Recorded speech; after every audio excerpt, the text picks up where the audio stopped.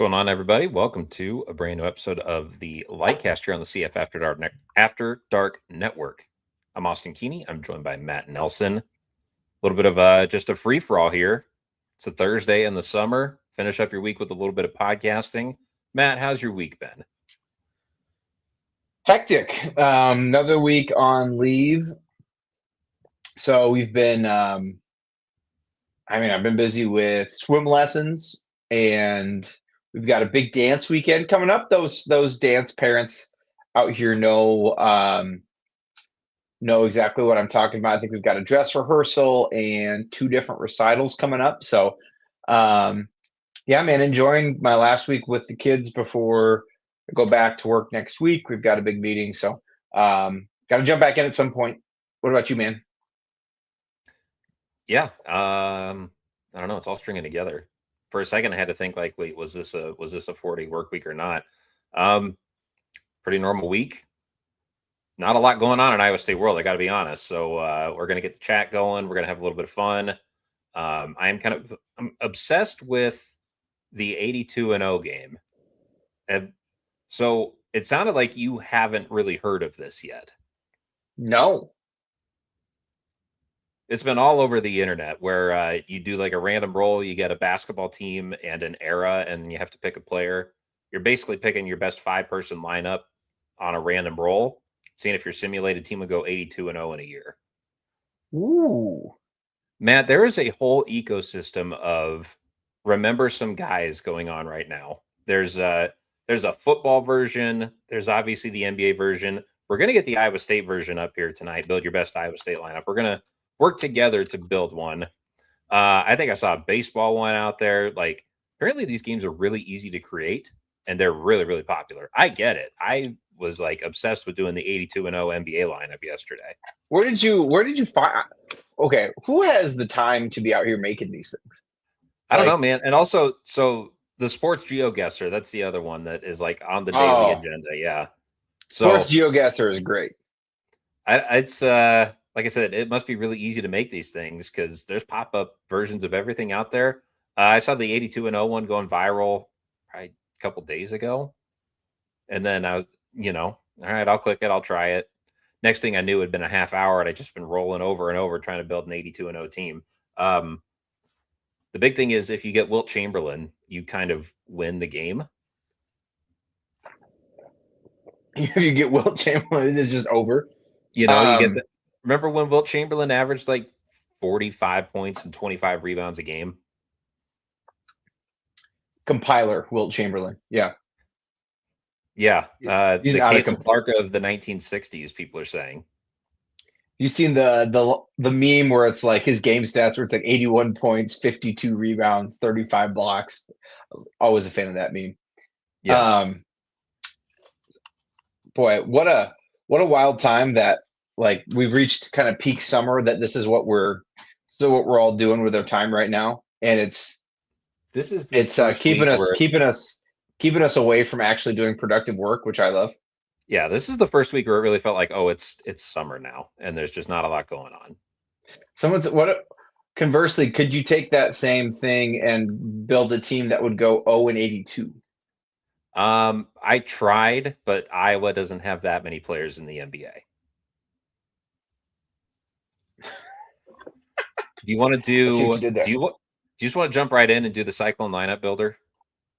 Let's do that, because I have taken a spin on this one, and it is incredible. Huge fan. All right. We'll get the old computer working here. Play the classic version. Let's do it. Let's should we work together on this? Or do you want to pick? Let's work together. Let's do one together. Okay.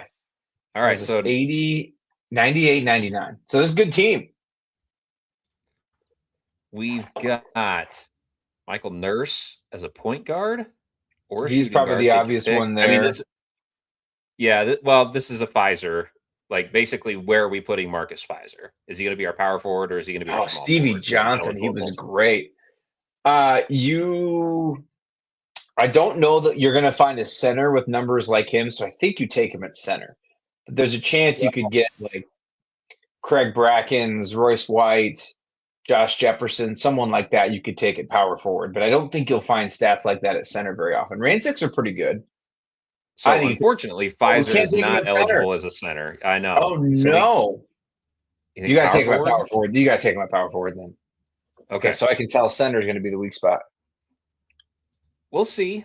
Wait, 99 too. Oh man, we were 1 year off on Pfizer too. Oh If only we man. could have had this one. Okay. Right? Do we go straight to wow, we Ooh, don't even look at his stats this year. Goodness gracious, we should have waited. I wish we Paul could have just Shirley's picked numbers Pfizer aren't twice. bad. I know. Shirley's numbers aren't bad. I think you can do better than that. I mean, you got I Jamal would Tinsley on the board here. you could talk me into Tinsley as the point guard or Michael Nurse as the shooting guard. I kind of like Tinsley here. At point guard. Yeah. Look I at the mean, assist numbers off the charts. I think so. 11 points don't blow you away, 5 rebounds, 6.5 assists. Though that's pretty good. That's That's a good stat line. of the Gonna be hard to non-Monte beat that division. one. So all Yeah, right. yeah. 2014, 2015. Speaking of Monte, all right. So we need a shooting guard, a small forward, or a center. This would be Yurgo Samboris. Remember that guy? I do remember Yorgos. So this would be George Niang's Daniel top. Edozie, the Nigerian nightmare. Yeah. So this isn't the best Niang year either. We could use him as our small forward though. Monte, He would. Bryce DeJean Jones. I mean, George Niang is going to be our best bet here. I agree. Throwing I don't think we're gonna. I think we can get Jameel better McKay, at the guard small spot. forward. Look at that. Those are pretty good stats. Man, he was 11 and almost 8. I feel like we don't talk about that season enough. Maybe it's because the next year he was quite a bit poorer. That's a good season, Well, though.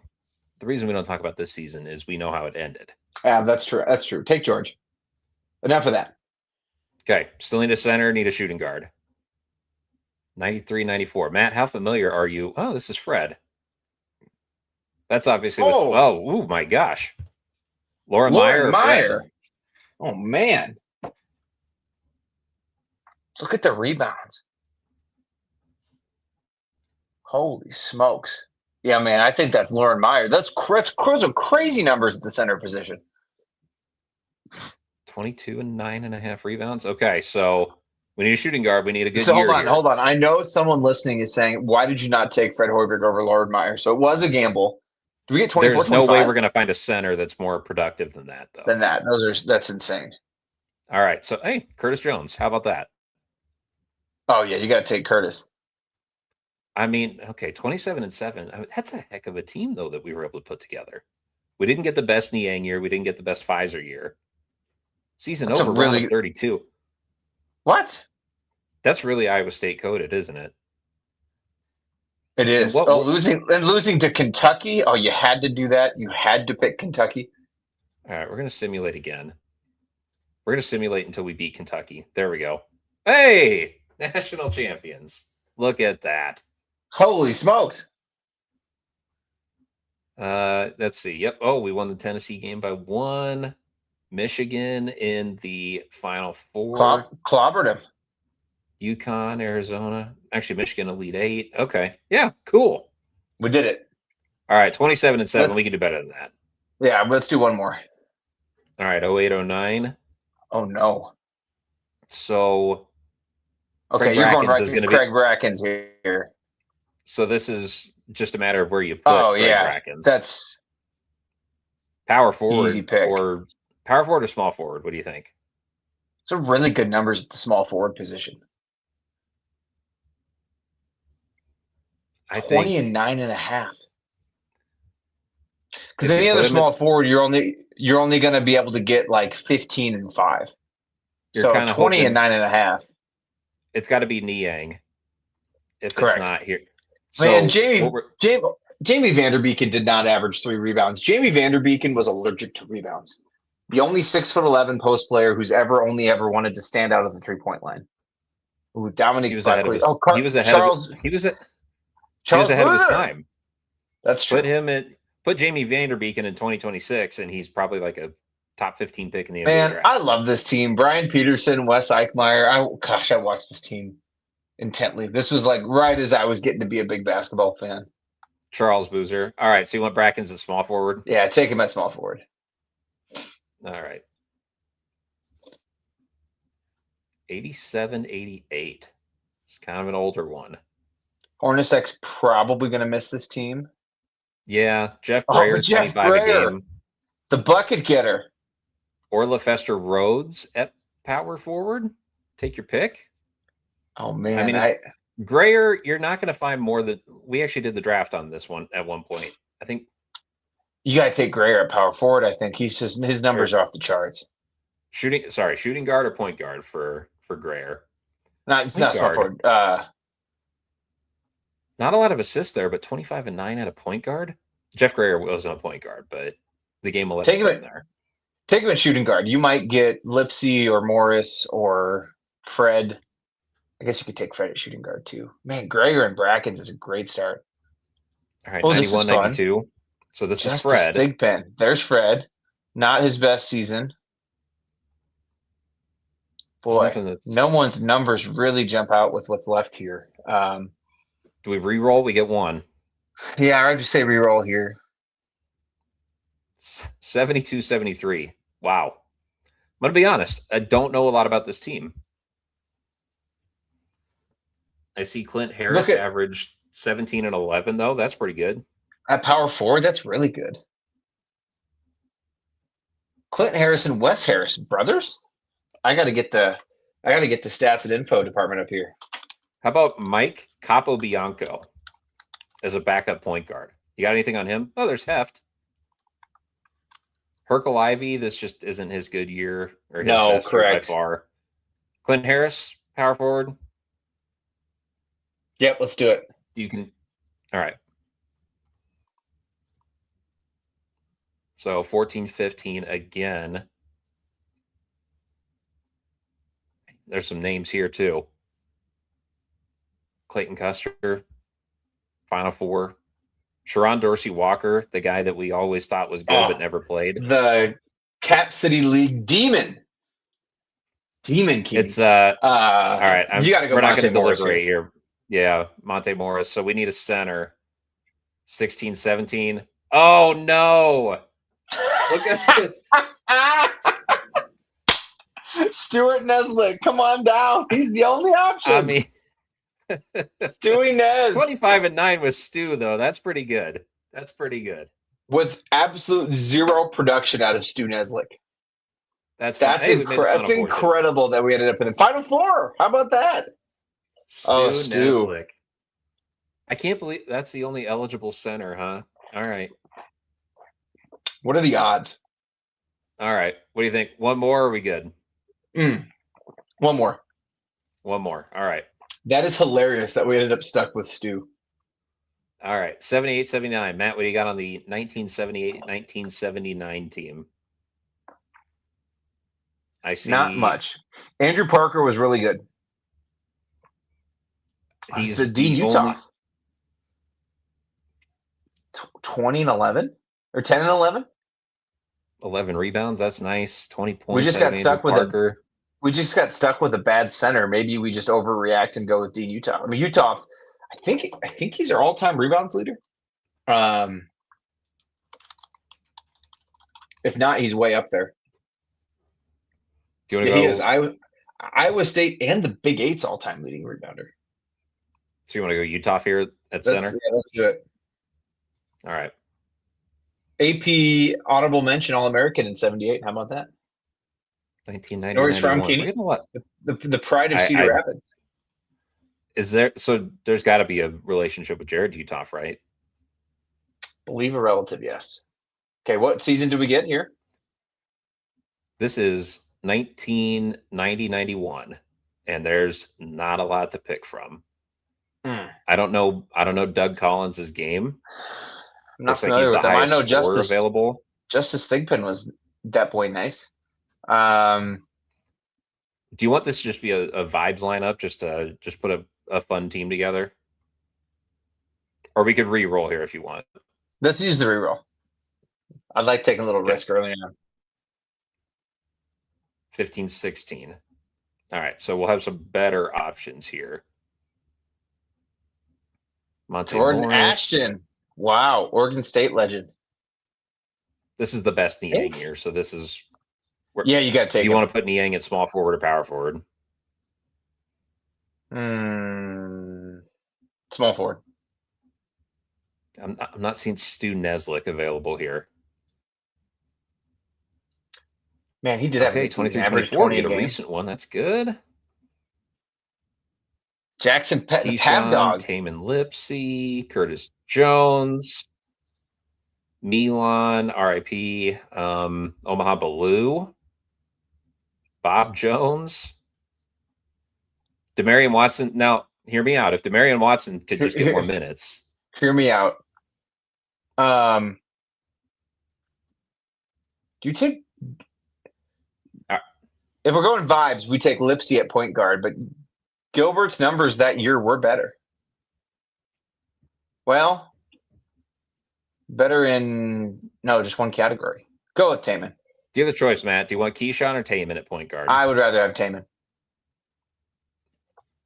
All right, so our team is Taman Lipsy, George Niang, Dean Utoff, and we need some scoring here at small forward and power forward.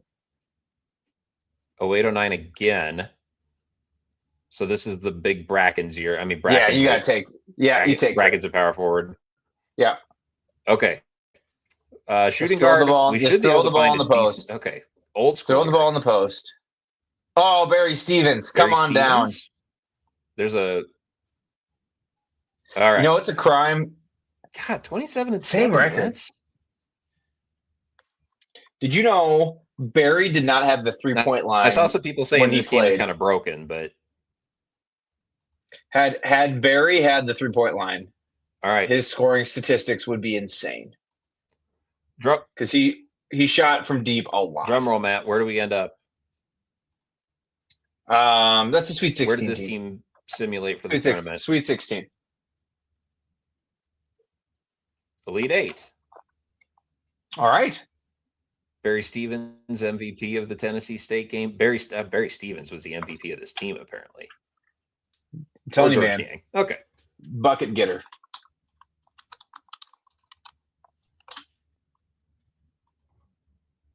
Also played in the NBA. He played in the association. For Golden State for like a year. We lost in the championship game. All right, that was fun. I wonder how many points did he score at Iowa State? Jeez, a lot of points. All right, Matt, that was fun. Very fun. Now what? You want to talk about Momchilovich? You want to talk about Capitol Hill, football, politics, religion? Take your pick. I don't want to talk about Kentucky and Momchilovich, but I mean, what more is there to say? It stinks. I don't know. I feel like I got a lot of blowback for being upset about it online. And I gotta say upset. Like, we all knew he wasn't going to be on this team. That doesn't mean that it doesn't stink. And I think that's probably where most of us have to feel about this at the end of the day, right? Like, it's a sport now, unfortunately. Not a whole lot we can do about it. Yes, Chad, you've probably seen me talking about this on Facebook, and I apologize to anybody who's friends with me on Facebook from the Ames area.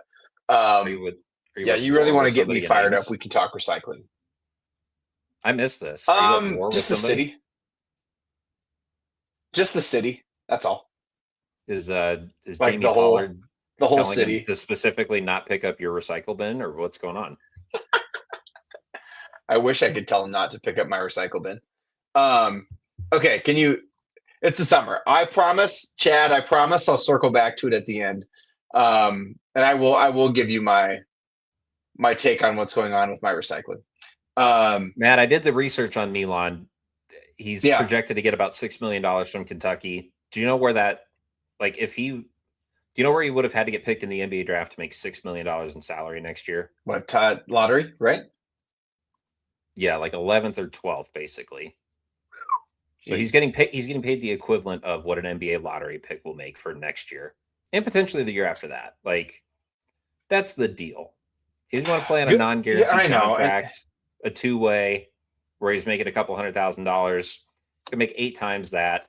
Potentially come back and do it one more year. So the thing that would really bum me out, I guess, is if this 5-for-5 thing passes and he ends up playing like 2 years at Kentucky. So he goes 3 at Iowa State, 2 at Kentucky. Then it'll stop right, feeling like he's one of ours. because he technically does have 2 years, correct? Technically, not Maybe. yet. He will. The 5-for-5 thing is going to happen, I think. I'm not an insider, not a prognosticator. It's just it seems like that is the direction things are moving. I hope not. I mean, that's going to be a complicated one. He declared for the draft. It didn't work out. Neither team wanted him to not be. We didn't want him to go to Kentucky. I don't think that was his first choice either. So I think his legacy is going to be a lot more complicated, don't you think? It's one thing we're not deep enough into this yet to know how we're going to feel about these players in 10 years. And I'm very intrigued to see how we talk about them, because I don't know what the answer is. How about he plays this year at Kentucky and then transfers back to Iowa State next year? We get the cash together. You say, hey, here's $3 million. Play your super senior year at Iowa State. How about that? We can do that. Here's my big problem with this whole. When I said I don't think this is going to work out, this isn't good. Like, what I meant is, this isn't good for this sport. You're going to see, only going to see more and more players do this. And if Kentucky wants to pay him $7 million, great, go ahead. But what happens if he sprains his ankle and misses 2 months of the season, Kenny? Or if he blows out his knee in December? Kind of the thing from Kentucky, though, they can shoulder that kind of risk. Right. But is it smart to do so? Right. And I think that's where I was kind of dunking on some Kentucky fans, thinking that this is awesome. It's like, Mark Pope's team was a disaster last year. In general, they haven't been nearly as good since they let Cal go down the road. And what has Cal done at Arkansas the last 2 years, Keeney? He's been better than Kentucky. Made the Sweet 16 reliably, right? And now they're at the position that kind of Jerome Tang was a year ago, which is when these players fall out of the draft, whoever has the biggest bank account can get a player that people actually aren't even really sure that they want. And a lot of the fans say, oh, of course we want him. He's the number one player in the portal. He's a great shooter. What's your identity as a team? What's your culture as a team? Is that locker room going to function well knowing he gets $7 million? I don't know. Maybe, maybe not. Keeney, what happened to all the teams that had $20 million rosters in the sport last year in basketball? How'd they all do? By and large, not well, right? Kentucky, Louisville, Kansas State, a bunch of those teams really, really struggled. Did not play well together. It's really ironic because of the fact that Iowa State ended Kentucky's season, their $20 million roster, and we ended their season, Matt, by just playing too hard, and they didn't want to play hard anymore, and they quit. And that's how Iowa State beat them, without our best player. Correct. Yep. And now they went and paid big for Milan.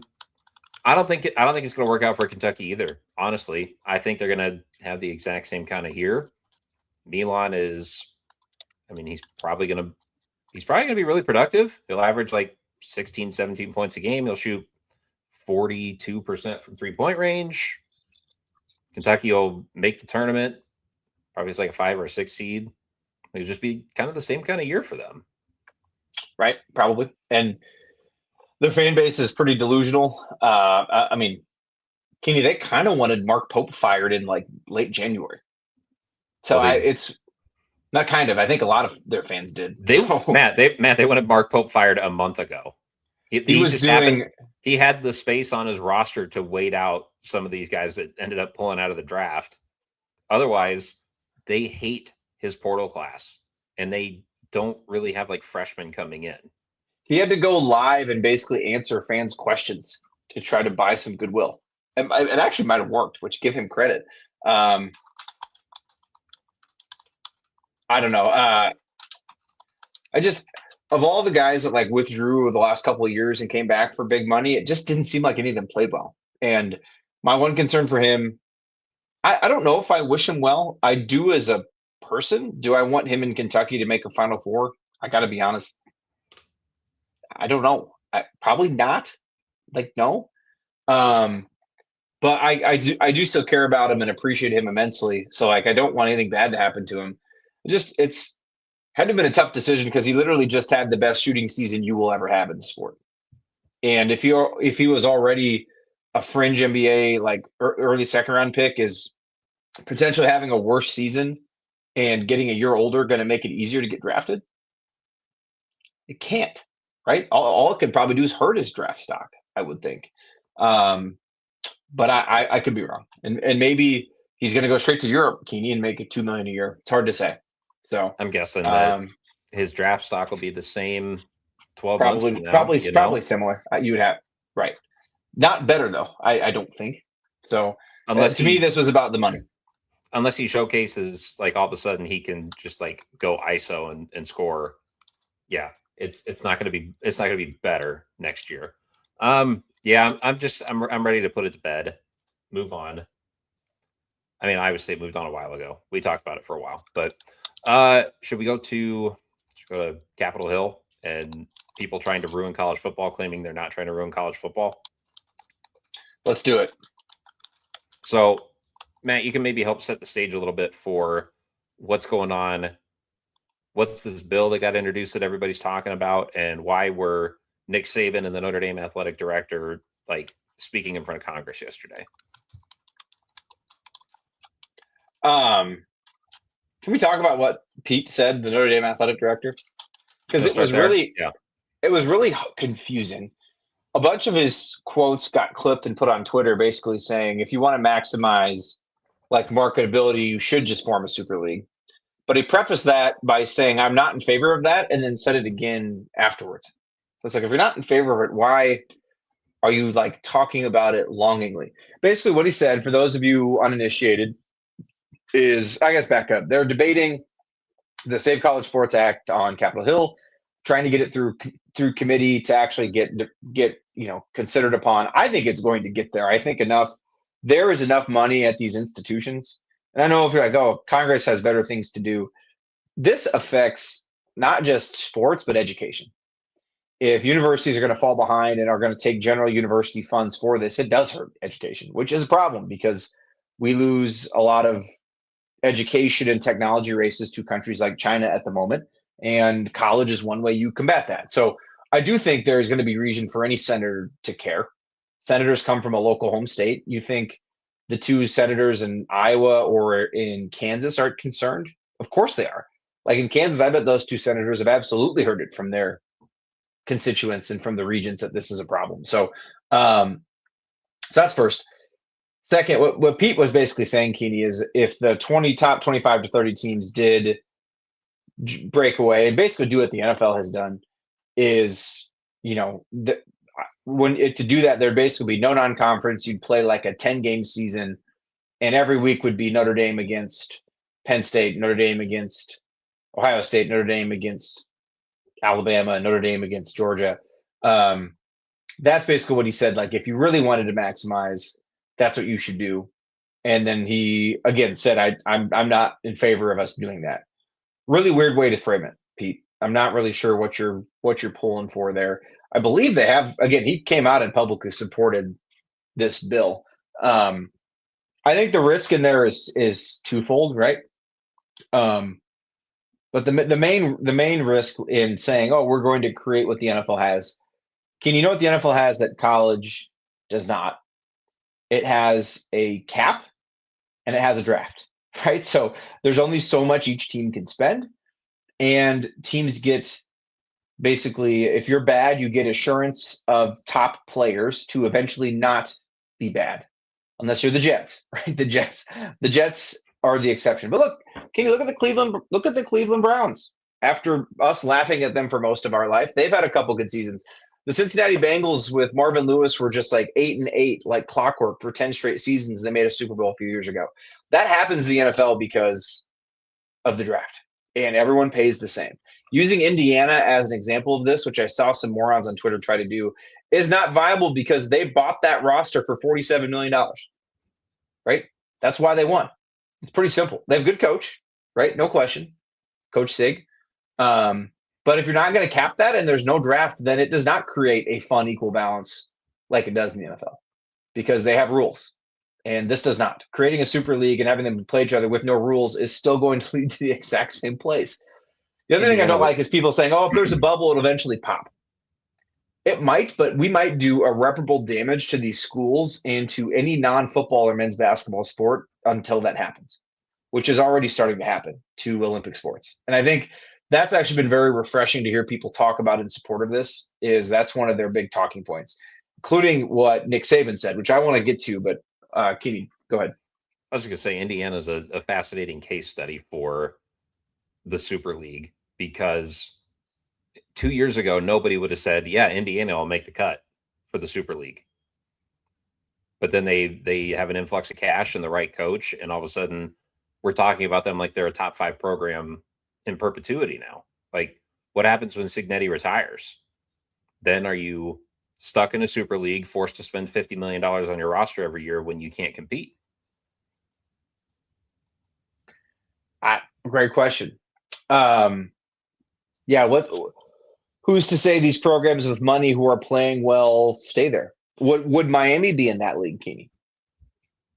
What have they done to deserve it? The last, I guess, this past year, one playoff run, one good thing to show for 25 straight seasons. Are you going to throw Nebraska in there because they have a bunch of natties? They'd spend the money to do it. They probably would, but they wouldn't be on anyone's first draft. Matt, does North Carolina get in because of North Carolina and Bill Belichick is the coach, even though they suck at football? Like, how do you do this? Anyway, that's where I think that's the fallacy in the whole thing. The other thing I think, Keeney, is it is still a regional sport, and if you're going to vie for eyeballs we are creating the pseudo NFL between. You're going to see a lot of Ohio State and Georgia, Ohio State and Auburn.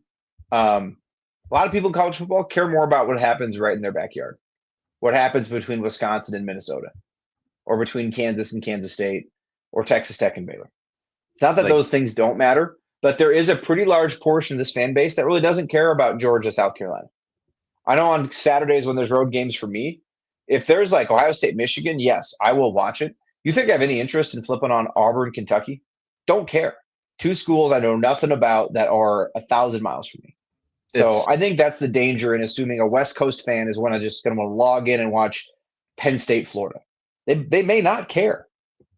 It's not going to make me not care about Iowa State versus TCU or North Texas versus Navy. Like, those are the kinds of games that I'm still going to be interested in watching. And that's why this sport rocks. Those games are so fun, right? Like, anyway, I will tell you the thing I love the most about this is go ahead. For the very first time, and this bill, look, I don't think it's going to pass. It probably gets amended a million times, and maybe some zombie version of it does, but this is the first time that it really feels like the SEC and the Big Ten are playing defense instead of just gobbling up everything they can. Because they're on an island in this and opposing this. Everybody else wants some sort of regulation in there. Of course they do. They want more money and they want a level playing field. But the Big Ten and the SEC are strongly opposing this because they don't want to give up their competitive advantage, but they're the only ones that feel that way. So they are sitting off on an island, and they have to. They issued 2 conferences that would just as soon shoot each other issued a joint statement saying we don't like this bill. Like, you don't do that unless you feel some pressure. There's no question. Yeah, right? And they're on their back feet for the first time in like 5 years, where things aren't necessarily going exactly how they want.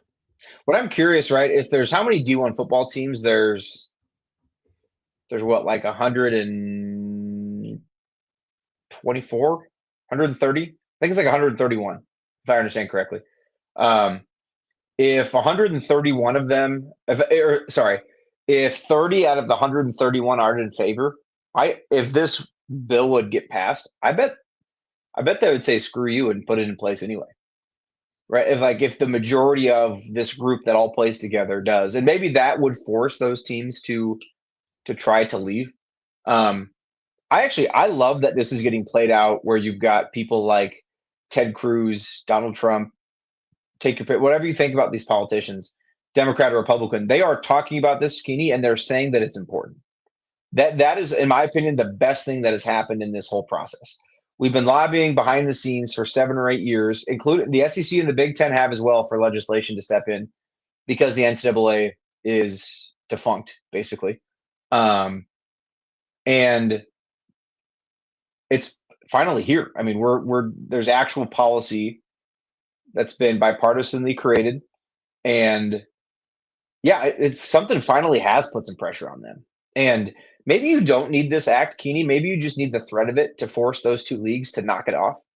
I doubt it because they're very self-important. But I love that you get even someone like um, Nick Saban, who I think it's hilarious because he absolutely profited off having more resources than anybody because he spent money at a time when nobody else did, even though he denies it vehemently. Nick Saban, who is like the number one personality that people look to as like an arbiter of college football, who sits on the game day desk, who is still through and through, he's an SEC. I don't want to say shill, but like he's an SEC guy. He is an SEC guy, but the SEC cannot be happy with what he's saying. Right No, now. They not at can't all. be. But what he says makes sense, right? So I listened to his whole testimony. I'm a sicko. I was painting some house and fixing some siding yesterday, Keeney. So I popped in the AirPods and listened to all 12 minutes of it. He Hey, said several. whom amongst us hasn't listened to congressional testimony while doing yard work? Thank you. It's me and everybody else. He said several things. He actually talked about their NIL spend, how it went from like a couple million in 3 years to like 50, and essentially said, we're Alabama. And by the way, Alabama is not. They're not loaded like other places are loaded, right? Their alumni base is not super rich. They're just very passionate. Um, the quote that stuck with me is it's an arms race where whoever spends the most has the best chance to win, but it's a race to the bottom because if you don't spend, then you lose players, you lose games, you lose fans, and then you lose what? Revenue. Well, yeah, TV money. You lose revenue, right? Like gate revenue in terms of people going to. Again, because of how this is set up with the playoff now, it's all tied together. Like if you're bad, it's there's never been a worse time to be bad. The bowl games are basically done, so no one's jacked anymore to go to the Insight Bowl. Not that they necessarily ever were. But if you're really bad and you watch a rival right down the road who's doing it really well and spending money, then it gets super frustrating. And what do frustrated fans do? A lot of times they don't show up, they don't support, they don't spend money. And it's what we talked about this a few weeks ago. It's the spot Louisville is in, where they are going to be in 30 million in debt from athletics the second straight year, and their AD is begging the university for money, saying like, if we don't go into debt by 30 plus million again next year, we'll fall off the face of the earth. And what's crazy is I don't think he's wrong. Like the right thing for them to do athletically to continue to try to stay relevant is to keep going in debt. But again, Kenny, how long can you build that debt? How long can you take money out of the university's general fund to pay for athletics? Eventually, the regents, someone is going to get fed up with it. The states, I don't know who. Maybe the president is going to say, no, like we're not doing this. So what does Louisville do then? Do they just give up on athletics? Do they bring in venture capital? Louisville, and yet they were about to spend $6 million on Milan Momcilovic if he wanted to go there. So correct. It's exactly what we're talking about. Correct, because they think that's what it takes to win and compete. So Nick is right when he says that, right? He's absolutely spot on that is the biggest problem. These universities, a lot of them are really struggling, and there is no waiting till the bubble bursts because in a couple years, teams will just start cutting Olympic sports. It is absolutely going to happen, right? The travel for those leagues isn't going to make sense anymore. I can feel it coming. If someone like Nick Saban can, he is spot on. He also talked a lot about what? We got to pause real quick. Do you care about the Stanley Cup at all? The finals? I do. Yeah. Man, there's an absolutely electric game going on in the background right now. Carolina was absolutely well. Do you want it spoiled? I don't. Yeah, I'm go ahead, do guessing it. you're not going to record it and go back and watch the game. Carolina was dead in the water. They were down 2-0 like 6 minutes ago. Now they're up 3-2 in the third period. Holy smokes. I love this. 3 goals just like rapidly to take the lead. I mean, it's sports, man. That's great. I also need to pause the show for one other thing. I see a comment here from Hal, Super Hal, says, seeing you guys play my lineup game. Did you create Oh, that? super Al. That is incredible. That, by the way, and I know it's not just us. A lot of people spent a lot of time doing that today and had a lot of fun with it. So Oh, that's, a I mean, lot. clap it up in the chat for Hal. That's awesome. Yeah, GG's in the chat for hell. Anyway, so Saban's whole testimony was really good. He also talked a lot about education, right? Like colleges, Keeney, are not put on this earth to play football. They are put on the earth to educate young people. And all of this is influenced by like this bidding war that the portal creates. I think they've got stats that shows like the number of times you transfer is directly proportional to you graduating, right? Like 4 transfers in 4 years, odds are you're not graduating. And you couple You don't that with think the you're bringing fact a that lot of credits with you to your forced school? no, so we talked about it. He said, so say you're at a really bad business school, Keeney, and you want to transfer into a better one and be in their business program, but they don't accept you either because of your grades or say they don't accept a bunch of your classes because you're transferring from FIU to Penn State, Northwestern, take your pick, right? A good academic institution. What he said is a lot of these guys are then just picking general studies. What did Sark say? Basket weaving, something to get admitted so they can go to that university. But then they've set their clock backwards because whatever new program they pick, they don't have the courses. So when they finish their playing career, they don't graduate. And he's been around long enough, like Prianiel. He made a good point. He said, I've been coaching forever. And like when I started, graduation rates were horrible in this sport. They were in the 20s. And we took a lot of pressure from the universities, from the NCAA to help to get people to graduate, right? Kenny, how often has Iowa State or other programs talked about their graduation rate? They've put out social media graphics. All that's out the window now, right? Because you might pick up a kid where it's his 5th school in 5 years, and I've odds heard are this. he's not going to I, graduate, and then I think that he's got to go get a real time job, and maybe he made 1 million in NIL over 4 or 5 years. Is that enough to live on for the rest of your life, support family, friends, relatives, with no college degree and really no appreciable skills because you can't work when you're a college athlete. So what are you going to do job training wise? It's not a good spot. I think I've heard Williams talking about this a lot, but like, Matt, when's the last time you heard about somebody being academically ineligible? That never happened, right? Like 10, 15 years ago, we heard about it a lot, right? A player would go to join and then be ruled ineligible. That it's all gone out the window. My assumption is they're between the help or they're just getting them into easy majors, Keeney, where we don't have to worry about class. We don't have to stress it. Right. Basket weaving, as Sark said at Ole Miss. So I give him credit. I think a lot of people think it's kind of a pot calling the kettle black with Saban, but I think Kurt Signetti just said a week ago at Big Ten Media Days that if the sport keeps going this way, it won't exist in 10 years. So like it's not I think it's all about people maybe don't like the messenger, but Nick Saban is not the only one who is saying this. Um, Again, Signetti might be pot and kettle too, considering Cube spent a gazillion on that roster last year. But I'm glad. Again, what are your thoughts? Can you have talked a lot? I'm at least just glad this is getting debated in a very public forum with powerful people, and I do think it's going to be interesting to see which senators come out in favor or are against it, because it makes me wonder how hard the Big Ten and SEC are going to lobby some of these people. Because if you don't think they don't have money to do that, you're wrong. Yeah, that kind of tells you what I think is that I do very much enjoy the Big Ten and the SEC versus everybody else, and it seems like everybody else kind of has the upper hand for once. Sorry, I'm glancing over here at hockey as I talk because Vegas is on the power play now, trying to tie up the game with about 2 minutes left. So this has been absolutely electric hockey here. Yeah, I guess I have my doubts about this bill passing in its current form. I'm sure that some stuff is going to get tweaked. Maybe something happens, but just the idea that we're going to hold the Big Ten and the SEC accountable for the moves that they're making because they're the primary forces that have kind of turned college football into what it is. So seeing them held to account and actually maybe having to play ball with everybody else. And if they do, I mean, we've talked about it. Super League, it's not going to work. Who watches AAA baseball? Matt, have you watched any of the college baseball World Series? No, actually, you know what? I've watched more softball. Okay. I mean, I think the same thing holds true. A lot of people are watching college baseball, college softball. Have you ever watched a AAA baseball game on TV? No. Like, the money will Not be once. there. It'll be on TV, but like, to what end does it accomplish? To be the best of 32 teams that is minor league NFL? Like, what's it all for at the end? I don't know.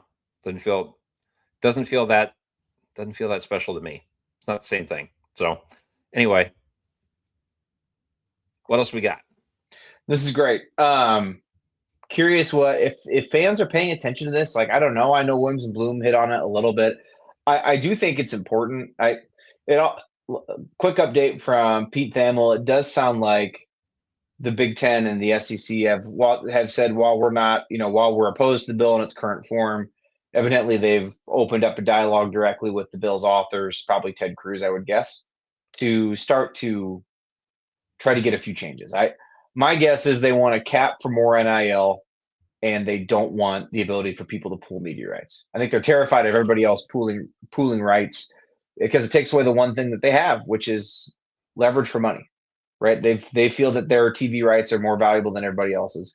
I think I could live with a world where we can cap the spending, neuter the transfer portal, and let them keep their own rights. Because in that bill, it also says, like, you can't break away. I think if you're going to have to make a concession, we got to tie a hockey game, Matt. We got to tie a hockey game. 3-3 with a minute left. Oh man, we're going to finish up the show. We're going to watch overtime. It's going to be great. Love it. Okay, what else? I have a topic for you for maybe the next one. I didn't have time to put some thoughts together. Maybe we can solicit some emails, but I want to talk about eventually food pairings that shouldn't go well together but do. That's going to be very subjective. Interesting. I think an example that I would say does not would be like fruit and cottage cheese. I think there are a lot of people that would advocate for that. I do not. I do not think those go together. Do you eat cantaloupe? Yeah, I'm not a huge fan, but I do eat it. Do you put salt on your cantaloupe? No. Do you? Yes. You got to try it. Interesting. This doesn't seem right. Put salt on your fruit. Don't people put it on watermelon? I've heard that too. Yeah. But salt on cantaloupe, I think, actually helps make the cantaloupe sweeter. If you're missing salt on tomatoes, then you need to correct it. Like when you slice a tomato to put on a sandwich, just a little sprinkle of salt. Not a big one. Delicious. I did put Lowry's on some eggs, Keeney, the other day. Oh, yeah. Game changer. Really good. Let me tell you. If you're listening at home, it sounds, I'm not saying it weird. It sounds like something you've never tried or like you're hesitant about. It works. I don't know why. You were right. The next thing I tell you to put it on is pop a bowl of popcorn and put some Lowry's on it. Now that I could get behind. Salt on any fruit, really. So could you put salt on, like, I'm curious, like a strawberry? Never tried that. Strawberries to me, okay, hot take. Strawberries are kind of bland. You can get a really good strawberry, but I feel like the average strawberry is mid to sometimes like totally flavorless. The chat's coming alive. Matt, do you ever put salt in beer? I know people do that. I do. Oh, absolutely. Or another one, I've seen people do this at some of our hometown establishments. If they give you those really thin little napkins and you put like a big, say like a frosty mug on it, that napkin will eventually become super wet and stick to your beer. You pour salt on your napkin. Now, what does that do for the beer? Nothing for the beer, but it keeps the napkin from sticking to your glass. Okay. That's crazy. Salt in beer is great. A little tomato juice in the beer as well. A little red beer, just a splash, an ounce or two maybe. I can't condone because fabulous. I hate tomato juice. Don't like tomato juice. Okay, No, I want to see. There was a comment prior about seasoned salt on a hard-boiled egg, and the answer to that is yes, that's correct. Fabulous. Keeney, I will also do a little Tabasco. Little chunk of Tabasco on a hard-boiled egg. Very good. Cheese and grapes, I see that get sold together. I guess that's like a charcuterie thing. I've never like grabbed a cheese cube and a grape and popped them in my mouth at the same time to eat them. I don't think I ever have either. I know they pair together. I on like a think I charcuterie typically board, though. see like you can make like not stuffed grapes, but you like wrap a grape like in brie.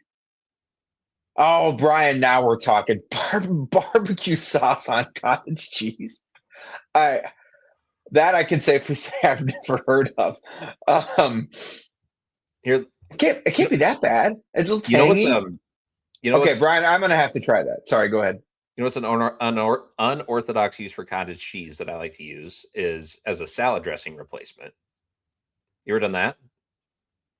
Put your salad Just together like and then cottage cheese. No, put your salad together and then scoop a cottage cheese on top.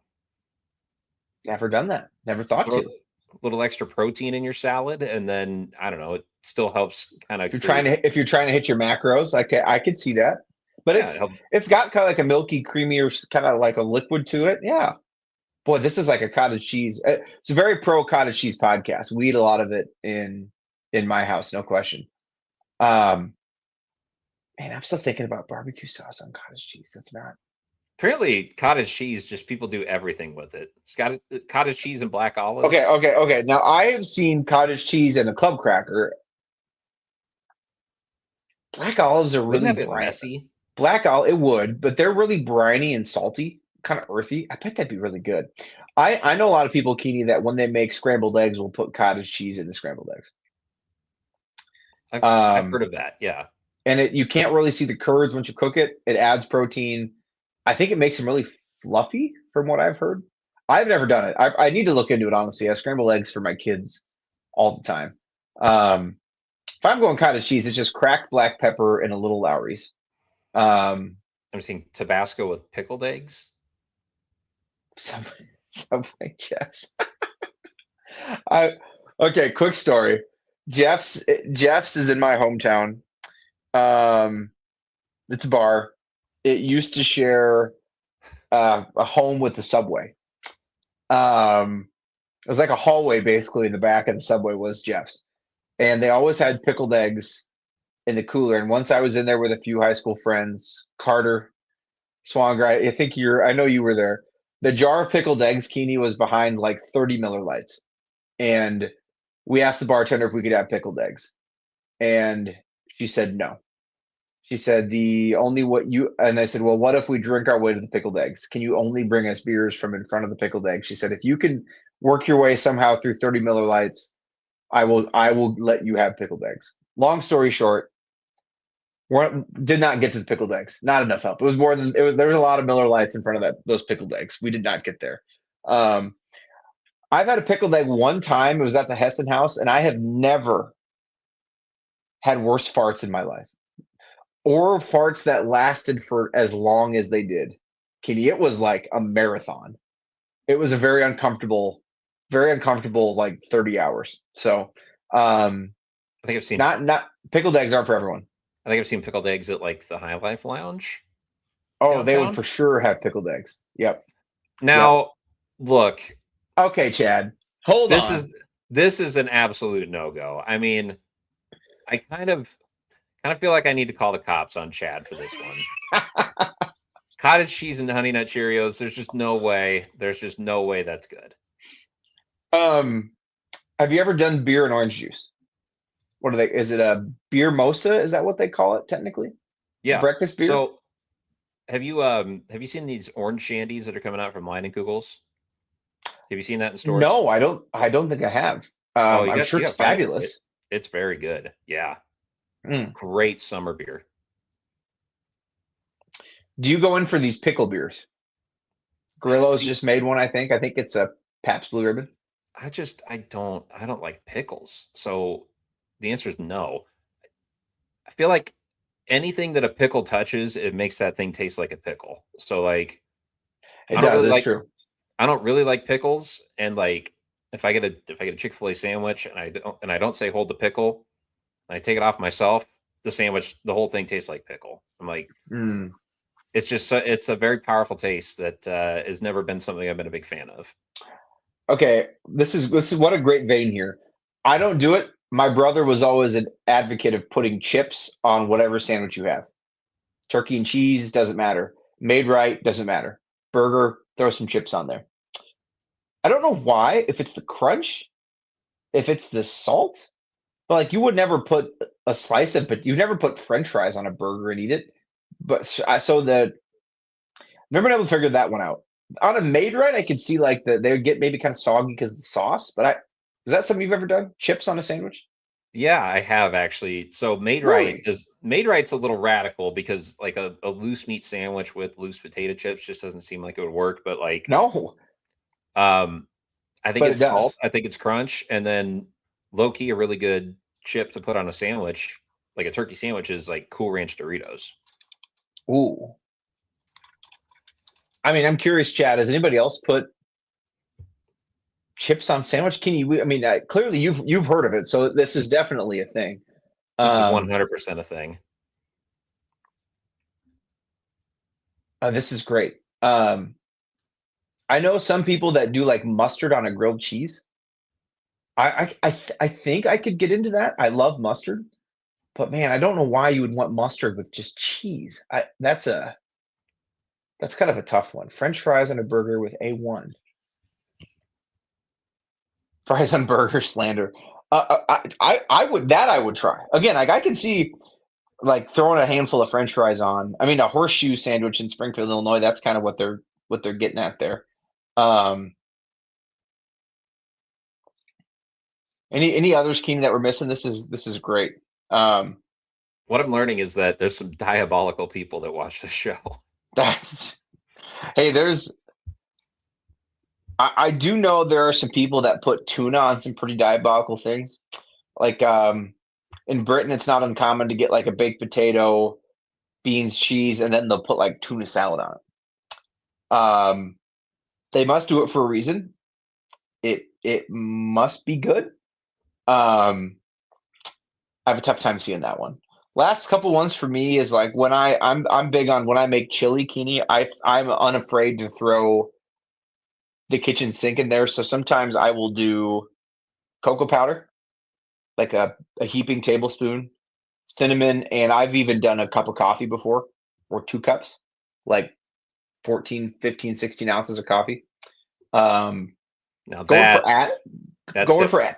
going for acid. You could use a beer. There are a lot of people that will put beer in coffee as well. The cinnamon and the cocoa powder, if you kind of toast it as you are browning your ground beef, it makes because cocoa powder is bitter as hell. It's not sweet. So it's not sweet that you're getting. What I'm going for is that like deeper, rich, kind of earthy flavor, which you can get from both of those. You've got to toast them though. I don't think you can just pour them in and stir it in. You've got to like do it early on. Never make fun of something people eat because you probably eat something weird just as well. That is I mean, actually probably very true. it's probably true. I say it all in good fun. Y'all are some sickos, but I mean it in an endearing way. Like honestly, if you like it, by all means, go ahead. It's just a lot of that stuff. I mean, Honey Nut Cheerios and cottage cheese. I just can't get that image out of my head. What okay, I see people do this watermelon and feta like in a salad. I've tried it. I don't like it. I don't know why. I don't know if it's the feta is too puckery. I can see where it's a good combination. Maybe that's just me who doesn't like it. But I'm not a fan. You ever had one of those salads? I haven't. Now, I do think like a coffee rub on like a piece of meat is Oh definitely a yeah. thing as like a seasoning. So absolutely, I've heard of that. Do you use really finely ground espresso, or is that like espresso powder you're using? I have a hard time believing it's actual coffee grounds. Maybe it is. I've never made a coffee rub before, I don't think. I guess I'm just one of those guys. Like, I don't really love when my food touches each other. So I don't have a ton of like crazy. Oh, I eat this in a way that nobody else does. But I don't know. I guess I don't like when my stuff is touching each other. So that's I do have just one more. I do you eat oatmeal at all ever? I don't. Okay, it's probably fair. You're not 90. I'm not a big breakfast guy. I know, I Yeah, get it. It's important. I just don't have a lot of time for it in the morning. I found a recipe, and I think it was a Chrissy Teigen cookbook for like a savory oatmeal, like a cacio e pepe, like a peppery. Because oatmeal's not dissimilar from a pasta if you really think about it. I tried it. Par Keem's awful. I don't think oatmeal's meant to be savory. I don't. I think it's so bland. It's meant for you to pile as much sugar into it through honey and berries and other stuff that you add. It did not taste good. I did not enjoy it. And I love pepper. I thought I would like it. It was in a cookbook. I was willing to try it. Not good. Did not enjoy. So don't make savory oatmeal. How about that? That's fair. Okay. We should maybe pick this up next time, or maybe we could do some this or that, like Miracle Whip or mayonnaise. There shouldn't be any Miracle Whip fans out here, but we might find one. Or would love to have a good ranch debate. We went to the OP tonight in Waverly, the other place. The ranch was clearly homemade, and it was the more runny, watery kind. Keeney was fabulous, absolutely fabulous ranch. But I know people hate like a runnier, watery ranch. So I'd love to have this debate because there is a lot of variety in ranches. Heck, we should just power rank top 5 ranches on the next show. That's a great. That'll really get the people going, getting some comments in. Some real summer type content that That's you're right. talking about. Can I get to the recycling real quick, just because it was asked for? Yeah, finish Then this we up can with jump off because recycling. we got overtime to watch. Okay, so Ames, love this city. Keeney, we have a plant by Main Street where we burn trash. Have for 40 years, longer than that actually. So when you do you have recycling in Bondurant? Bondurant. No, I don't. Did I say I'm not. did I say Bondurant? You're not Bondurant. That's Um, yeah. That's where like the big that, dogs like Chris that's Williams lives. Williams and Blooms. Yeah, No, okay. Pleasant Hill. Pleasant Hill's where I You're live. And yes, yeah, I do yeah, have Pleasant I have Hill. recycling that comes every I don't other know why I week. said Bondurant. Pleasant Hill. And did you have it in Carlisle growing up? Yeah. No, I don't think we did. I think you did. Okay. I lived in Urbandale prior, and it was optional. It was optional. Like you could get one from your trash provider if you wanted a recycle bin. I think we just got one of the little inside ones because we didn't generate much. But in Ames, you didn't have to do it because you could just throw it in your trash and they would burn it. It was awesome. Saved everyone the hassle from having to do it. I actually still sorted my recyclables out because I don't know why. I'm just used to doing it, I guess. And I took them to the facility myself about, I don't know, once a month. Kept my trash full, from being super full every week. And I didn't mind doing it anyway. So that plant is old enough that they've decided they can't renovate it. And they're getting told from the Boone County landfill that there's too much in it.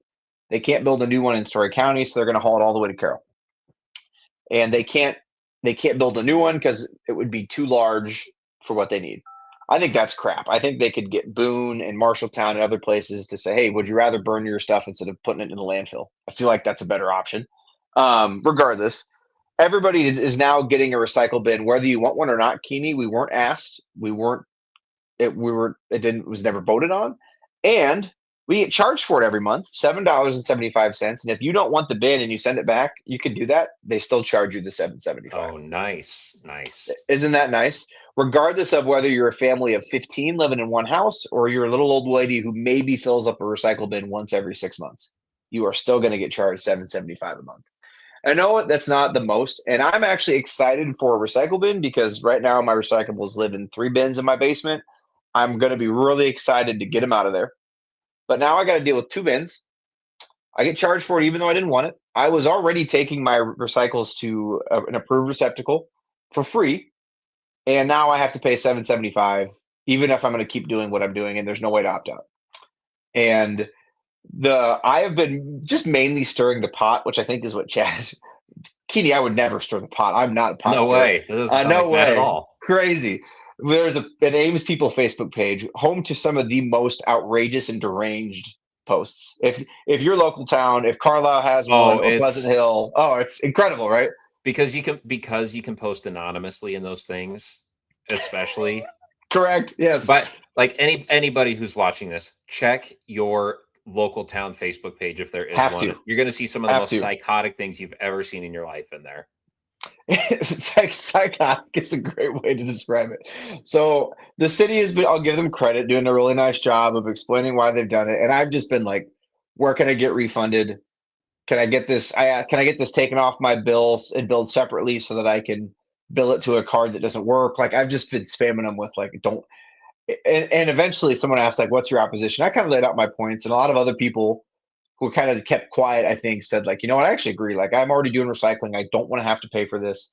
I don't have room for a second bin. Like, I don't. I have this little alcove between my neighbor's driveway and mine where I keep my garbage can, and they keep theirs. I have no idea where I'm going to put this recycle bin. In my garage, I guess, which I'm not thrilled about. Like, it, and then if you live in an apartment, you don't have to do it. But all the single residents do. And in Ames, there's a ton of apartments because it's college. The whole thing just does not make sense. And I know what they're trying to do, keep trash out of the landfill, and I think that is admirable. Recycling is a thumbs up for me, but not in the way that we did it. And I'm really not even all that mad.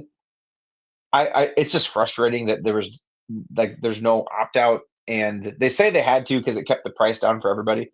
But I don't know, man. I'm one of those people who kind of bristles when the city says you have to pay this because we think you should, and You're not get consulted on it. So you're going to get reported in the Facebook page. You're going to I get kicked probably out. am going to get. I don't want to get kicked out of Ames, people, because I treasure reading those posts way too much to have to get kicked out. Like there's there's some just absolute gems that happen. My favorite is like, did anyone hear that loud noise last night at 3:23 a.m.?